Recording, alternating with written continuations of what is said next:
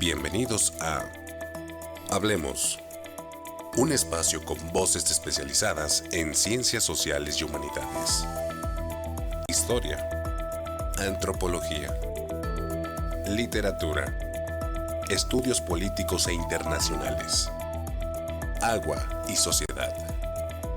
Divulguemos la ciencia. Divulguemos la ciencia. Ya comienza Hablemos.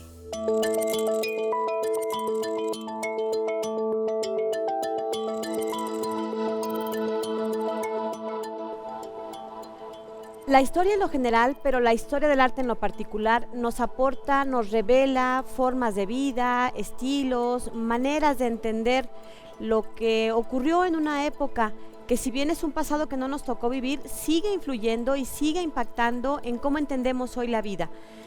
El día de hoy vamos a platicar precisamente sobre este aspecto y bueno, pues tenemos a un experto que nos va a empezar a abrir los ojos, porque literalmente de repente tenemos auténticas joyas de arte virreinal, por ejemplo, aquí muy cerca, y nos pasan de largo. ¿Sabían, por ejemplo, ustedes que aquí en el municipio conurbado casi de Mezquitic de Carmona tenemos varias de estas joyas o de estos tesoros de la época virreinal?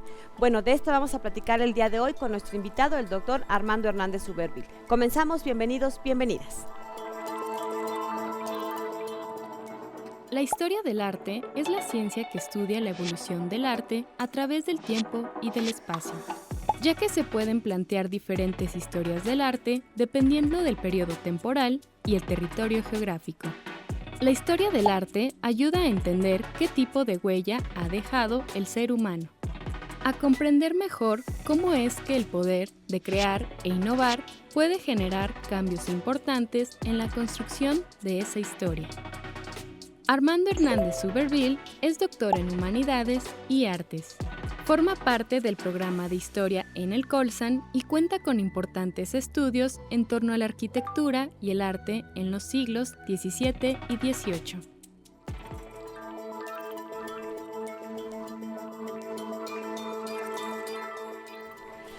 Bueno, pues ya vieron quién va a estar con nosotros el día de hoy y nos da mucho gusto recibirlo y le agradecemos que haya aceptado la invitación. Es el doctor Armando Hernández Suberville, es historiador del Colegio de San Luis, es el secretario académico de nuestra institución y además es muy productivo, tiene muchos libros. Si ustedes quieren saber sobre qué temas está estudiando, cuáles publicaciones está teniendo, métanse a la página del Colegio de San Luis y ahí pueden revisar no solo su síntesis curricular que habla de lo que profesionalmente está realizando, sino también en la página del Fondo Editorial pueden encontrar ya varias de sus publicaciones disponibles, algunas incluso para descarga gratuita, en fin, que tiene una alta productividad en este sentido y que está pues al alcance de todos. Doctor Armando, gracias por acompañarnos, bienvenido, muy buen día.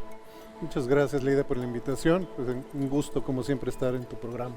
Gracias, bueno, pues vamos a platicar, a veces no entendemos o no sabemos si estamos rodeados de estos, como decíamos al principio, pequeños, grandes tesoros de la época virreinal. ¿Puedes platicarnos un poco en términos generales si sí hay, si no hay? ¿Qué pasa en San Luis Potosí con este periodo en particular en el arte?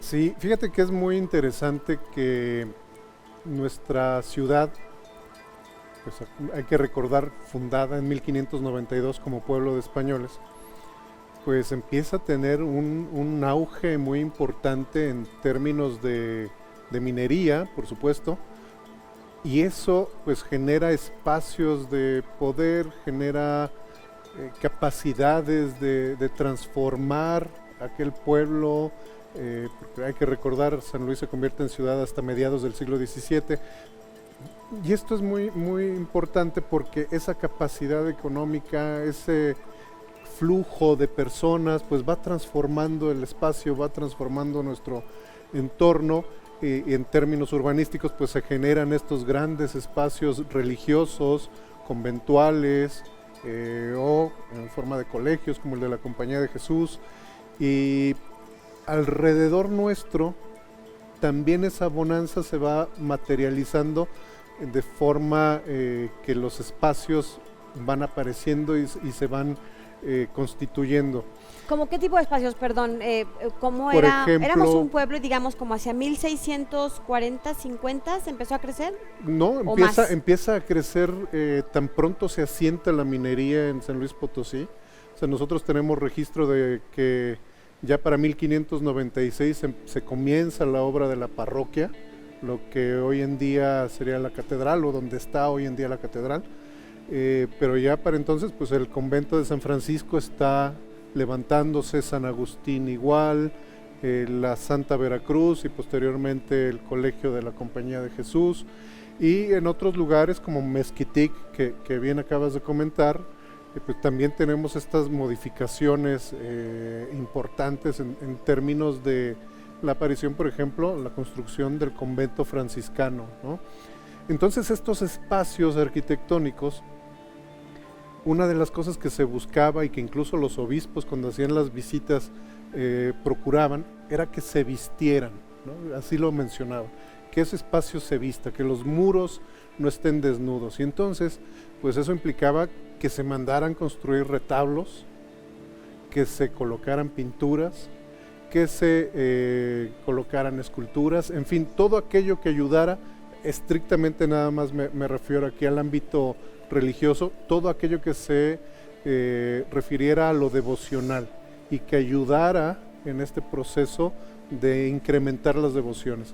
Hay que recordar que el Concilio de Trento, una de las cosas que mandata justo es esa, que se hagan retablos, que se tengan imágenes, que ayuden a la gente a ver la santidad de otra manera, a venerar las reliquias y buscar una mayor introspección religiosa en las personas. Entonces, toda esa materialidad que se hace, pues llega hoy en día, por supuesto, a nuestra época. Si bien en los espacios museísticos, por ejemplo, desprovistos ya del carácter religioso con el que se concibieron, pues forman ya parte del patrimonio y por tanto son obras de arte en algunos casos.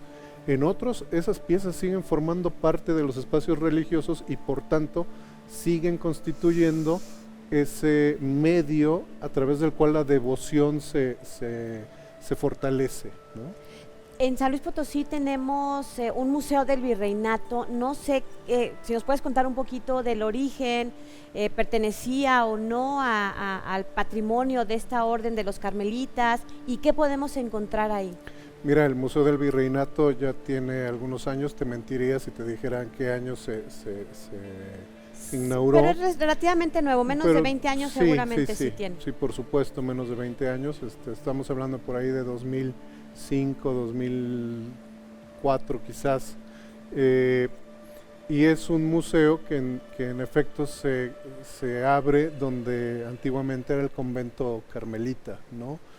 Pues tiene obra propia, que entiendo es poca, y mucha obra itinerante a través de préstamos, ¿no? Pero si queremos ver el arte virreinal en San Luis Potosí, por supuesto tenemos ese museo, pero también, y esto hay que tenerlo muy, muy presente, nuestra ciudad y las ciudades en nuestros municipios, las cabeceras municipales, son grandes depositarias de tesoros de arte virreinal.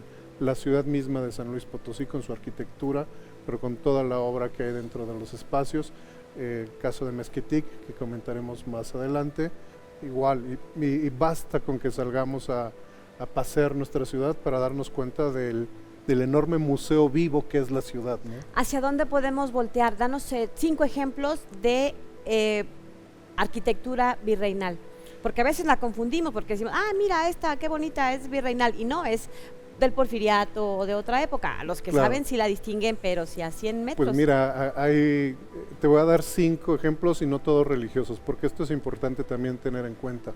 Voy a ir con 2 ejemplos seglares, arquitectura civil. Nuestro Palacio de Gobierno.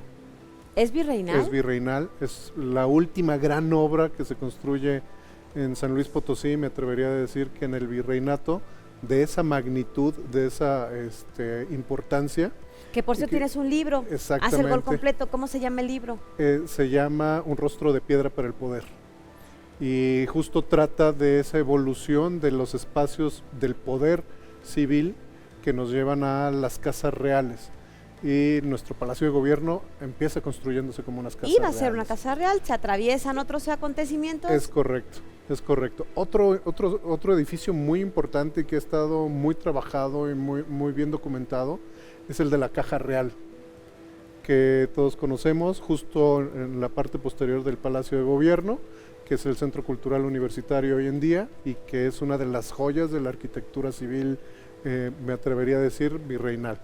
Y bueno, por supuesto tenemos nuestro templo de San Francisco y la sacristía de San Francisco, que es una de las joyas más importantes del arte virreinal. Aránzazu, que aquí le decimos Aranzazú, bueno, Aránzazu también. Porque está en vasco, ¿o qué es? Sí, así es, y es muy importante porque es una capilla que está en una segunda planta. Son pocas las que hay y que se construyeron en el Virreinato de la Nueva España. Por supuesto el Carmen, que es yo creo que de las joyas más preciadas que tiene la arquitectura virreinal. Y todos estos edificios lo importante es que están perfectamente documentados. O sea, si tú quieres conocer acerca de San Francisco, hay muchas obras, pero fundamentalmente la de Rafael Morales Bocardo. Si quieres conocer acerca del Carmen, pues consultas la obra imprescindible de Alfonso Martínez Rosales, y así, o sea, son obras que están documentadas y que nosotros las tenemos ahí para ver, para disfrutar y a nuestro alcance y entender y conocer, que para mí eso es fundamental. Justo de eso vamos a platicar ahora que regresemos de la pausa, de por qué es importante conocer el origen de las obras, porque pues a los que no somos expertos en estos temas, nos puede parecer simplemente, qué bonita, qué importante porque es histórica, porque tiene más de 3 siglos, pero creo que hay otros elementos y otros datos que los que sí saben nos pueden ir adentrando, acompañando en entender lo valioso que pueden ser. Y como decíamos al principio, pues sí, son de otra época que no nos tocó vivir, pero que hoy siguen influyendo, impactando en la forma en cómo entendemos la vida, en cómo nos relacionamos. Y por lo pronto, bueno, pues está la invitación para recorrer el Centro Histórico de San Luis Potosí. Como bien lo decía nuestro invitado y lo hemos dicho aquí en otras ocasiones, es un museo al aire libre, podemos tener toda esta arquitectura virreinal. Imagínense usted que le platique a sus hijos, a sus nietos, a sus visitantes, todo este esplendor que significaba para San Luis Potosí estas obras. Aranzazú, me perdí una, Aranzazú, el Carmen, San Francisco, Palacio de Gobierno, y la quinta, ¿cuál fue? Caja Real. La Caja Real, cierto, de la Universidad Autónoma de San Luis Potosí. Bueno, de eso y más seguimos platicando al regresar de la pausa. Continuamos.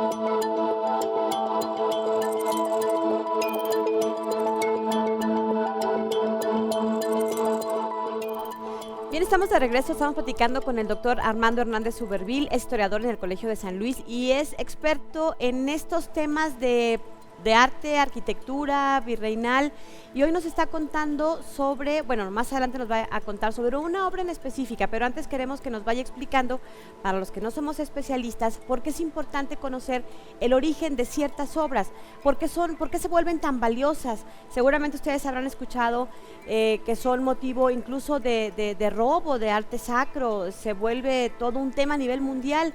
Y bueno, el día de hoy, por ejemplo, pues quisiera preguntarle por qué se vuelven tan valiosas, por qué es importante, si por el autor, por la técnica que se usó, simplemente por la fecha, porque ya tienen más de 3 siglos, que nos explique un poco en torno a esto. Cuéntanos, doctor Armando Hernández Suberville, ¿por qué se vuelve tan importante conocer el origen de una obra? Mira, hay varias aristas, pero te voy a decir una en particular que tiene que ver justo con lo que te comentaba en el bloque anterior. Que nosotros tengamos registro de las obras que llegan a San Luis o las que se producen en San Luis, pues nos habla justamente de esa vitalidad que tienen las poblaciones en momentos determinados. Es decir, si nosotros tenemos una construcción, me voy a remitir nuevamente al Carmen, tan profusamente ornamentada, tan llena de elementos que hoy consideramos artísticos, insisto, tienen su carácter devocional, pero que hoy consideramos artísticos, bueno, pues forma parte de toda esa realidad que tiene la ciudad de San Luis Potosí en el siglo XVIII, por ejemplo. Es decir, estamos hablando de una riqueza material que nos revela cómo la sociedad en turno está creciendo y se está desarrollando. Dicho de otra manera, no puede haber arte si no hay quien lo mande a hacer, quien lo produzca, quien sea un comitente, es decir, quien lo procure, quien lo financie, y cómo eso impacta y transforma nuestra realidad. Entonces, conocer el arte también nos permite conocer la sociedad, la cultura, la economía, ¿sí?, de un momento determinado. Cuéntanos un poquito, para los que no son de aquí de San Luis y que no conocen el Carmen, por ejemplo, cómo es que tiene esta riqueza, porque entiendo que la mandaron construir mineros y el oro, y tenían todo un papel importante en ese contexto, ¿no? Don Nicolás Fernando de Torres deja un legado muy importante a la Orden del Carmen, y bueno, esta orden se establece propiamente ya en el segundo tercio del siglo XVIII, comenzando el segundo tercio del siglo XVIII, y bueno, pues está reflejando la bonanza. Don Nicolás, un hombre que tiene minas, que es comerciante, etcétera, pues refleja la bonanza de una sociedad, ¿no? Entonces eso es muy importante. Ahora bien, ¿por qué son tan valiosas?, preguntabas. Pues hay muchos aspectos también que hay que considerar. ¿Quién fue el autor, por ejemplo? Dentro de qué escuela o de qué movimiento, de qué época podemos situar nosotros esa obra, la calidad técnica que tiene, la calidad del artista, si fue o no reconocido en el mismo periodo en el que estuvo trabajando, qué implica que nosotros en San Luis Potosí tengamos obra de pintores reconocidos a nivel Nueva España, por ejemplo, qué es lo que están revelando las obras a partir de una cosa que es bien interesante, Lida, que es la circulación de saberes, ¿sí? ¿Qué es lo que está circulando? ¿Qué es lo que está manifestándose en el arte que sea reflejo de una sociedad que, como la nuestra, constantemente está cambiando, está evolucionando y así, ¿no? Entonces, son muchos de los elementos que nosotros tenemos que considerar cuando tomamos en cuenta la valoración de una obra de arte, que no es, por supuesto, el tema del día de hoy, pero sí reconocer que de pronto en esos espacios aparecen obras que ni siquiera teníamos en el radar y que nos cambian completamente la perspectiva de la importancia de ciertos espacios, ¿no?, que es muy importante. Y como en el caso de Mezquitic, el doctor Armando Hernández Uberville ha hecho un trabajo específicamente en este lugar y ha tenido hallazgos muy interesantes. Cuéntanos, ¿qué es lo que has investigado y qué es lo que has ido encontrando? Mira, Mezquitic es un tema que sigue arrojándonos muchos elementos de información histórica que vale la pena recuperar. Te comento, por ejemplo, Mezquitic es importante porque históricamente la gente que llega, los tlaxcaltecas que llegan a fundar el pueblo de San Luis, en el Valle de San Luis, pues se congregan primero en Mezquitic, ¿no? El convento como tal, la sede franciscana como tal, es anterior incluso a la de San Luis, ¿no? Estamos hablando por pocos años, pero estamos hablando que la fundación de San Luis Potosí, del pueblo y minas de San Luis Potosí, no se entiende sin Mezquitic, ¿no? Entonces, eso le da una importancia mayor a esta población. Ahora bien, establecidos los tlaxcaltecas ahí también, que se quedan en un grupo en Mezquitic, y que empieza a tener una dinámica diferente, se empieza a poblar a la usanza española y y empieza a crecer, bueno, pues vemos nosotros también la consolidación de la orden franciscana en esa población. Y es en la iglesia y convento franciscano de Mezquitic que encontramos también elementos que nos remiten precisamente a esa historia antigua. Hay que recordar que toda esta zona es una zona de frontera, ¿no? La frontera la conocía como frontera chichimeca y es una zona de guerra. Entonces, por ejemplo, en términos arquitectónicos, el convento mantiene unos elementos militares muy interesantes, como garitones con sus troneras, un muro perimetral del propio convento que tenía características militares. Imagínate, o sea, estamos hablando de una mezcla bien interesante de lo militar y lo religioso. En el mismo convento. En el mismo convento. En una obra teóricamente religiosa, pacífica. Sí, pero que tiene que responder a una realidad, claro, que está ahí, ¿no? Entonces, eso trasladémoslo ahora a una obra pictórica, ¿sí? Que es el descubrimiento que hago, parte del descubrimiento que hago, tiene que ver con esta obra pictórica. Es un lienzo muy grande, estamos hablando de aproximadamente 3 metros por 2, más bien 2 por 3, 2 metros por 3, que contiene una serie de elementos alegóricos muy complejos, muy interesantes y que nos remiten a una visión también militar. Es una obra que primero Salvador Gómez Eichelman deja registrada en su trabajo, que es muy importante en la historia de la pintura de San Luis Potosí, y es muy importante porque si bien no hay un seguimiento profundo de cada obra, sí las enuncia, las señala y nos todas las obras que hay adentro de la iglesia. Las que él registró en San Luis Potosí. Ah, en San Luis Potosí. Entonces, él la menciona inicialmente, y después hay un trabajo de Antonio Rubial que en un artículo en Anales del Instituto de Investigaciones Históricas publica y la refiere también, ¿no? Entonces esas referencias me generaron inquietud, y fui a conocer la obra, ¿no? Fuiste a Mezquitic. Fui a Mezquitic a conocer la obra.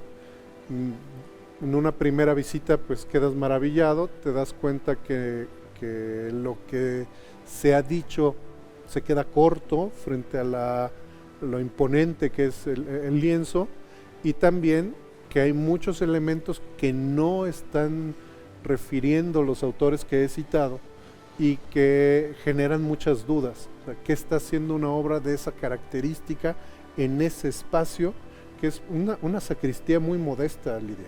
Es una sacristía muy modesta, de una capacidad muy corta realmente, que está... Porque también la iglesia es pequeña relativamente, pues, la ¿no? iglesia, pues mira, la iglesia creo que tiene su importancia, pero la sacristía no es tan grande. Y que encuentres un lienzo de esa magnitud, de esas dimensiones y de esa complejidad simbólica, pues hace que la obra sea pues magnífica, una verdadera joya, como mencionaste al inicio, del arte virreinal en San Luis Potosí, y muy poco conocida. Vamos a ir a una pausa y regresamos para seguir platicando sobre este asunto, y bueno, pues les vamos a regalar un libro. Regresando del corte les platicamos cómo se lo pueden ganar. Continuamos.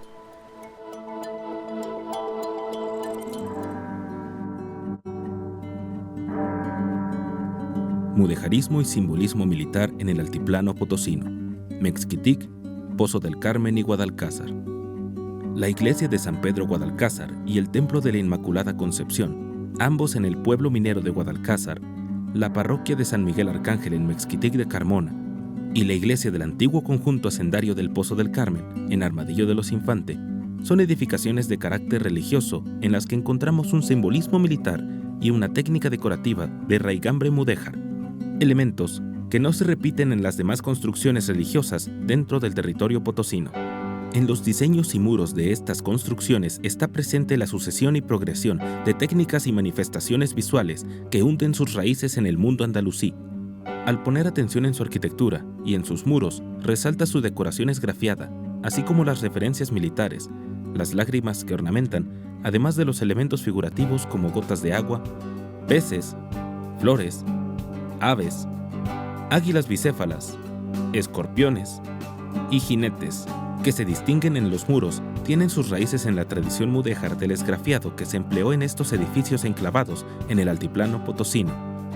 Técnica traída posiblemente de manera informal desde España, mediante el intercambio verbal, la implantación de un gusto, o como solución decorativa asequible guardada en la memoria de los constructores, pues satisfacía ciertas necesidades decorativas de manera más económica.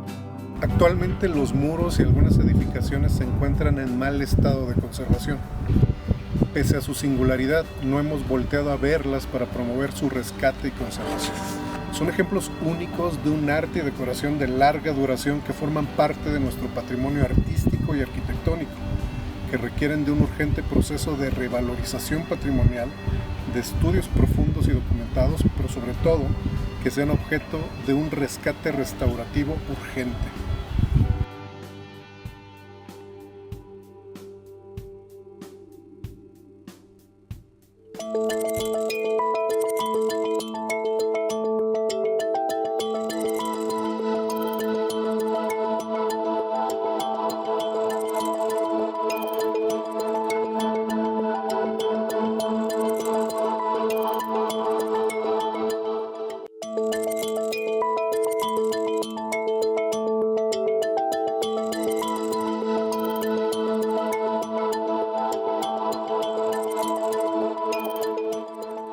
Platicando ahorita durante el corte, nos dijo una frase que le voy a pedir que repita al aire porque la verdad es que nos ilustra la ignorancia que a veces tenemos y que no nos permite apreciar.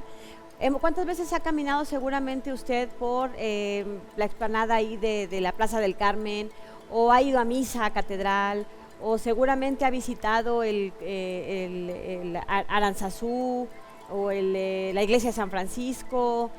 Por cualquier razón que usted me diga, y no nos hemos dado cuenta que estamos pisando espacios construidos hace varios siglos con una riqueza no solo histórica, sino arquitectónica, que nos retratan cómo vivía esa gente, cómo se convivía.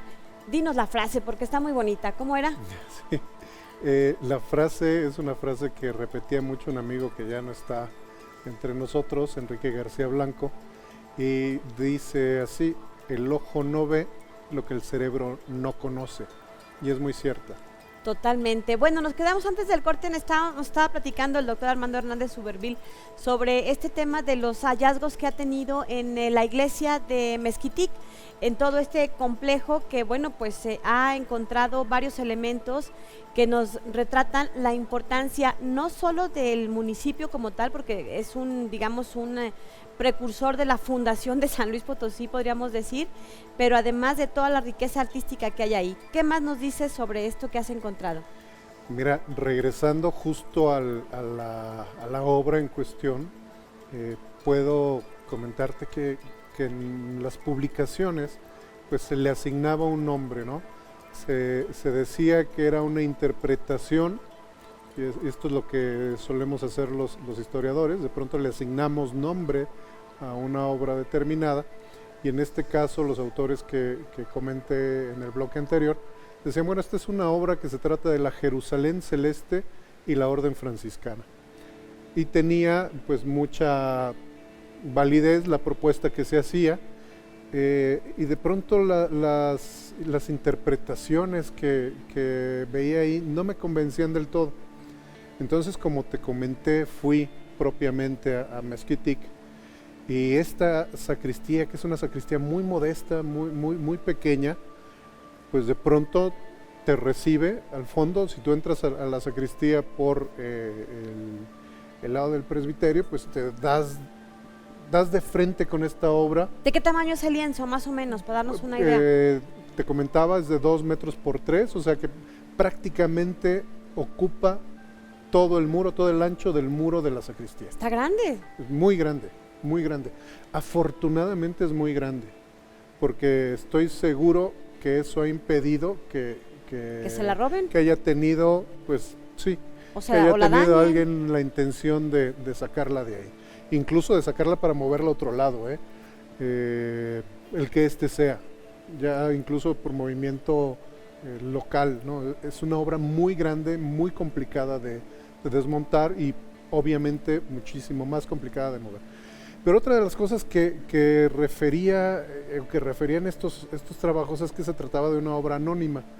Y a mí me quedaba mucha inquietud que una obra de esa característica, de esa monumentalidad y de esa complejidad simbólica, porque se trata de una alegoría, es decir, una representación de una serie de elementos a través de los cuales emito un discurso particular, pues yo decía, no es posible.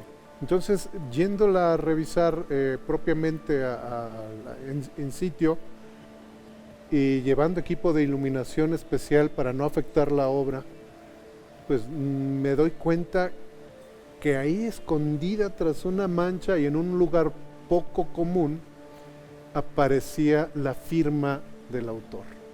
Y no solo la firma, sino el año y lugar donde esta fue hecha. El autor es un pintor de la época de principios del siglo XVIII, de nombre Pedro López Calderón, un pintor que trabajó precisamente muy de cerca con los franciscanos. Aquí en el Museo Regional Potosino tenemos obra de Pedro López Calderón, porque seguro trabajó para la orden y para el convento con pinturas, pero también encontramos obra de él en Durango, encontramos obra de él en Zacatecas, en el Museo de Guadalupe, Zacatecas, en la Pinacoteca, que es muy importante, hay obra de Pedro López Calderón, en fin, que ese primer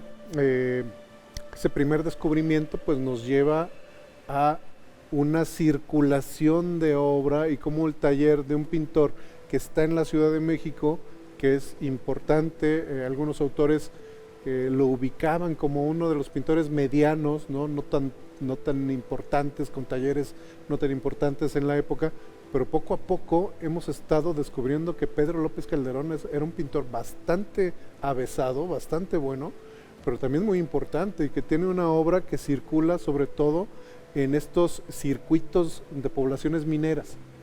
Entonces eso ya nos da un dato muy importante porque ya le podemos poner nombre y autoría a una obra. ¿Y año? ¿En qué año está datada? Está datada en 1732, o sea, se está pintando, se está terminando de pintar en 1732.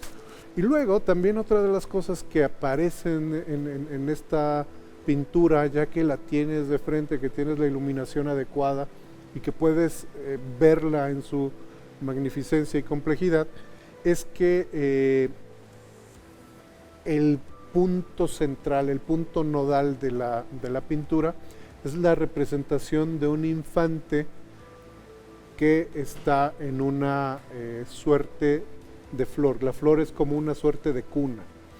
Y esto es interesante porque los autores que habían trabajado la obra se referían a esta como el niño Jesús lirio. Es la obra, ¿verdad? La que estamos La viendo que ahora. estamos viendo en pantalla es parte de la obra y justo arriba de esa representación del sol es que aparece el lirio y en ese lirio está ese bebé. Pero lo que no repararon en su momento es que en la flor, en los pétalos de la flor, viene una inscripción, Sine Lave Virgo, es decir, Virgen sin mancha. Y entonces cambia completamente la concepción de esta pintura y la interpretación que se le había dado. Y el como una nombre que obra le habían asignado. Y que le habían asignado, exactamente como de la Jerusalén Celeste. Y eso me lleva a otra parte que es fascinante en la historia del arte y en la historia en general, que es el trabajo de archivo. Y en el trabajo de archivo me encuentro con que en una visita pastoral, una visita que se hace del obispado, un visitador enviado por el obispo de Michoacán en 1765 de nombre Jerónimo López Yergo, llega a Mezquitic Porque una de las cosas bien interesantes es que para 1735, es decir, 3 años después de que la obra se había pintado, para 1735 se refiere en una visita, no hay nada en esta iglesia. Sus muros están desnudos, no tiene retablos, no tiene pinturas. Les pedimos a las cofradías y les pedimos a las congregaciones que aporten dinero para que esta iglesia se vista. 1735.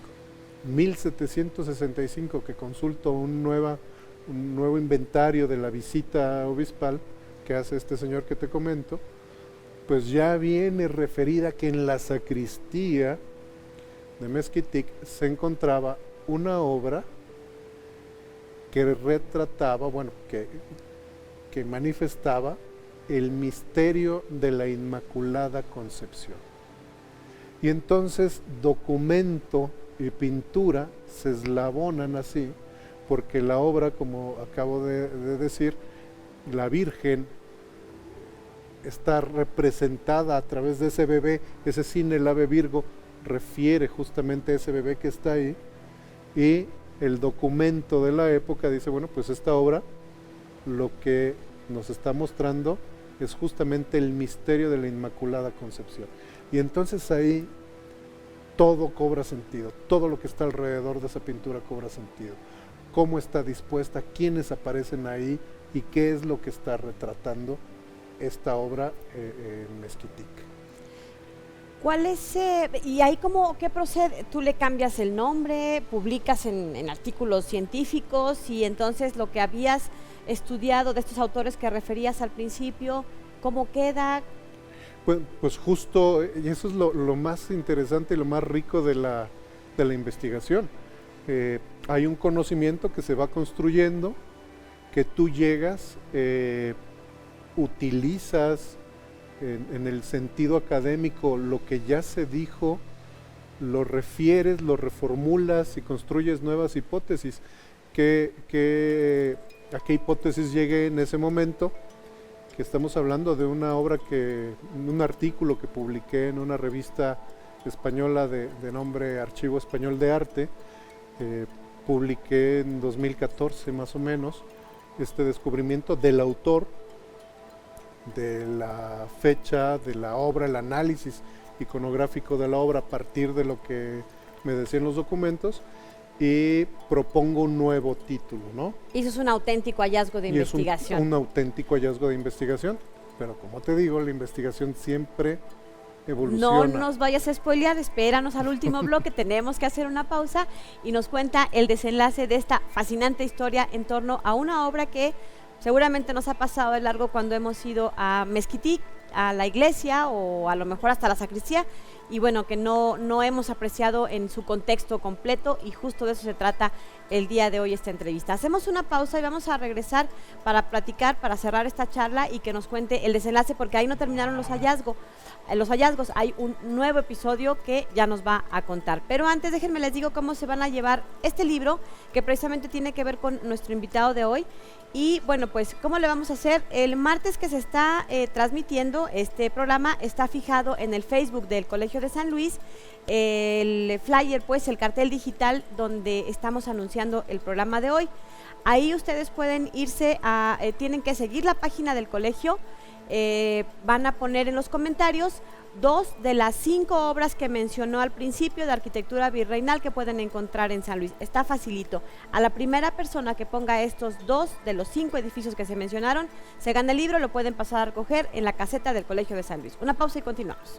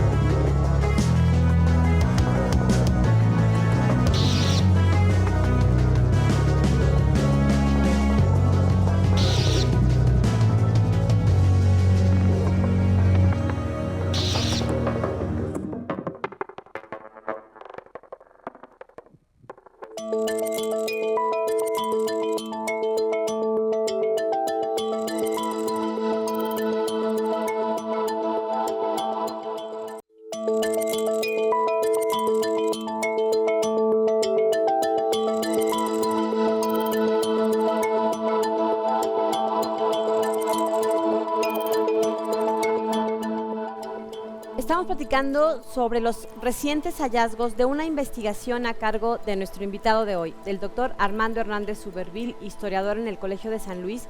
Y bueno, la verdad es que es así como un capítulo cada cosa que nos ha estado contando, y yo ahorita vamos a cerrar con el episodio final, porque bueno, ya nos comentaba hace unos momentos que debido a estas investigaciones, trabajo de archivos, trabajo in situ en el lugar donde está este enorme lienzo de varios metros, que estuvo analizando con una iluminación especial y en donde descubrió, a pesar de lo que habían dicho otros autores, que no tenía un autor reconocido, que era una obra anónima, pues no, resulta que era un pintor con bastante reconocimiento de la época, y bueno, pues estaba a nombre de Pedro López Calderón y estaba fechada en 1732 esta importante obra, que tenía otro nombre y que bueno, con los hallazgos y la documentación y sustento necesario, bueno, pues resulta que no es ese el nombre, pero además descubrió años después, porque no se detuvo ahí, siguió investigando y tuvo un nuevo hallazgo. Cuéntanos, doctor, ¿qué más encontraste? Pues mira, justo cuando hago este trabajo inicialmente y que llego a la conclusión de que hay una interpretación por parte de Pedro López Calderón de lo que era esta pintura y de lo que era el misterio de la Inmaculada Concepción, pues yo le adjudico, en aquel momento, le adjudico no solamente la autoría, porque pues, se sustentaba en el lienzo mismo, sino que le adjudico la invención. La idea original. La idea original, o sea, Pedro López Calderón nos muestra en ese lienzo pues un derroche de imaginación, una complejidad simbólica o de generar símbolos y elementos que construyen esa compleja alegoría a la Inmaculada Concepción. La Inmaculada Concepción. Voy a platicártela muy rápidamente. Pues se trata, en efecto, de una Jerusalén, de una representación de la Jerusalén, pero de la Jerusalén terrena, ¿no?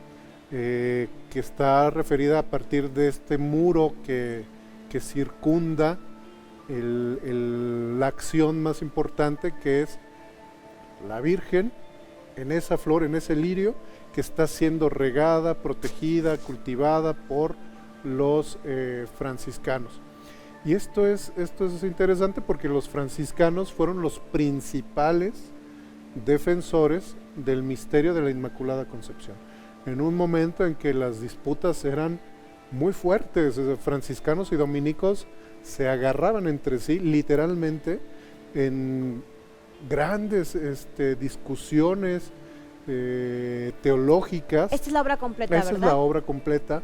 Y los franciscanos eran los principales defensores, pero fíjense ustedes lo interesante de cómo hay una serie de representaciones, reyes de un lado y la jerarquía eclesiástica del otro, en forma de torreones, y hay torreoncitos donde aparecen estas representaciones, pero fuera de la Jerusalén, en las esquinas del lienzo, aparecen representaciones zodiacales: Capricornio, Sagitario, Tauro y Escorpión, y todos con una frase alusiva a la obcecación que se tenía por atacar un misterio que los franciscanos decían es un misterio, pero es un misterio válido y debe de buscarse el dogma.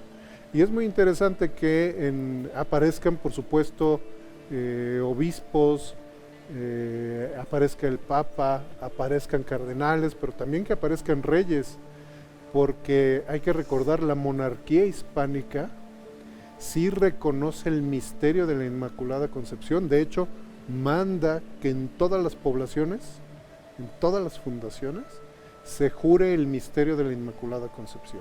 Entonces esto es muy, muy interesante, porque lo que vemos nosotros aquí es una representación de cómo el misterio es salvaguardado por los reyes, porque es la genealogía de los reyes españoles por un lado, y la tríada de la jerarquía eclesiástica. Y lo que vemos en pantalla, una puerta que se está cerrando, si se fijaron, decía Adán y Eva.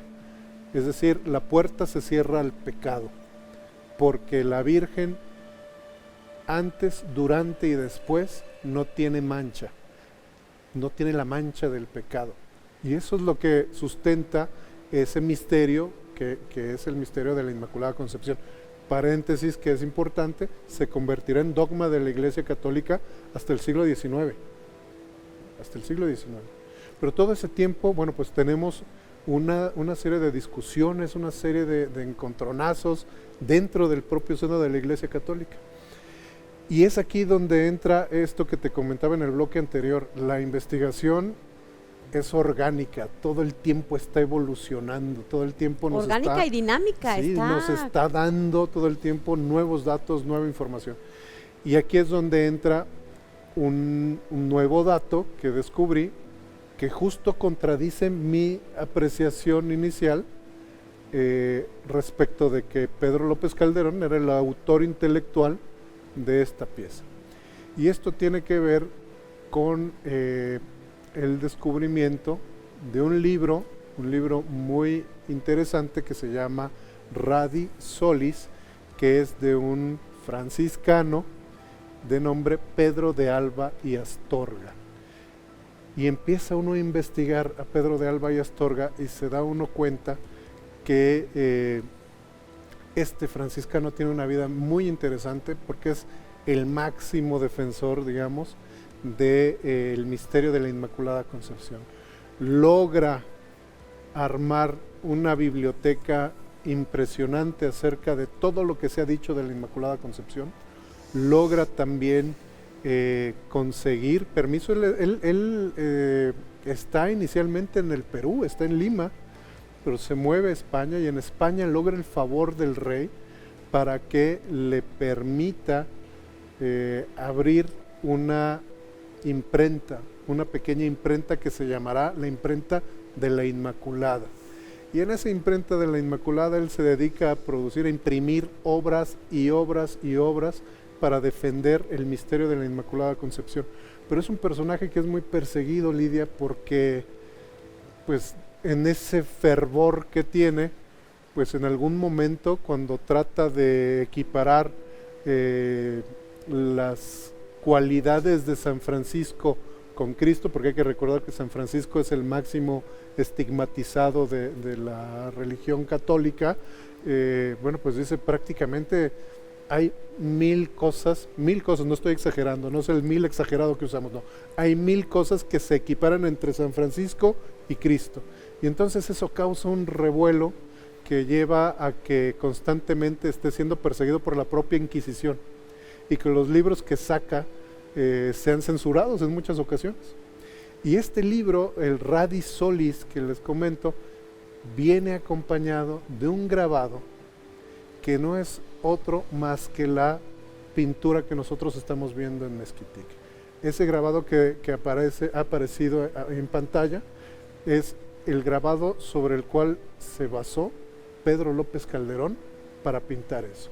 Que lo vimos en el tercer bloque, este grabado en blanco y negro, muy al principio del tercer bloque, y que es, digamos, lo que te hace a ti empezar a descubrir que es el autor intelectual es de Alba y Astorga, quien le ordena, en todo caso, ¿estoy correcto?, a Pedro López Calderón la pintura.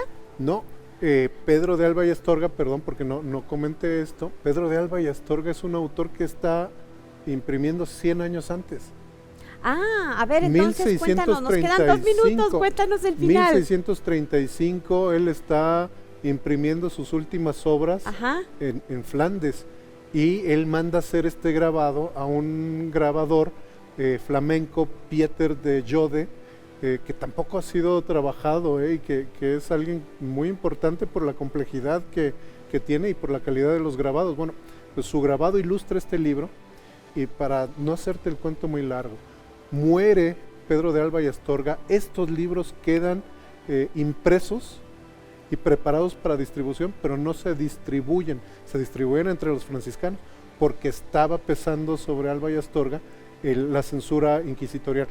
Pero logran sacar algunos libros de manera tal que se están vendiendo en Sevilla en el convento franciscano de Sevilla y algunos llegan a México. A la Nueva España. Ajá. Ahora en la Biblioteca Nacional, aquí en México, hay 9 ejemplares de ese libro. Solo 3 tienen el grabado.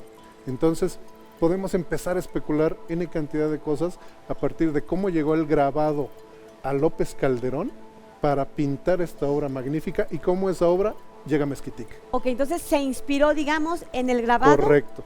de De Pedro Pedro de Alba y Astorga.